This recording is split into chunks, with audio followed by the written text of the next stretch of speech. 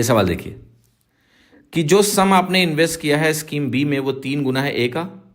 ए scheme में जो investment है वो 4 साल के लिए 8% पर एनम सिंपल इंटरेस्ट से हो रहा है, और जो स्कीम बी का इन्वेस्टमेंट है वो 2 साल के लिए हो रहा है 13% पर एनम सिंपल इंटरेस्ट से।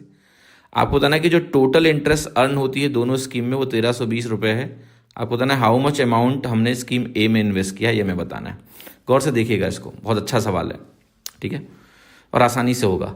सबसे पहले तो एक बात बताओ कि मैं ए का इन्वेस्टमेंट यहाँ 100 रुपये मान लूँ तो सहूलियत रहेगी, बी अपने आप 300 यूनिट हो गया।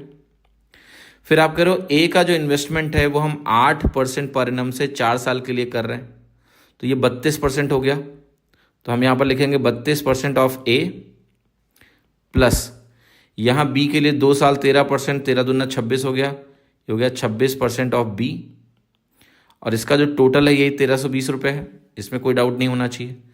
ए की वैल्यू हमने 100 मान ली है तो ये वैल्यू हो गई 32 यूनिट्स। बी की वैल्यू हमने 300 मानी है, 300 यहाँ रखेंगे तो ये 26 या 78 बनेगा।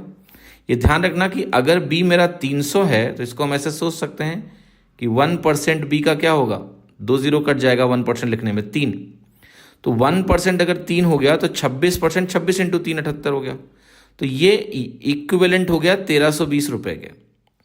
अब इसका टोटल करेंगे तो मिलेगा 110, 110 यूनिट आपका 1320 के बराबर हो गया। एक यूनिट यहाँ से कैलकुलेट करेंगे तो ये 12 के बराबर हो गया। अब एक यूनिट अगर 12 आ गया तो आप मुझे बताओ कि ए का टोटल वैल्यू कितना हो गया, 100 यूनिट। एक यूनिट अगर 12 आ गया तो ए के पास 1200 हो गया, ए के पास 1200 हो गया, आंसर हो गया मेरा B. B is the right answer, ठीक है।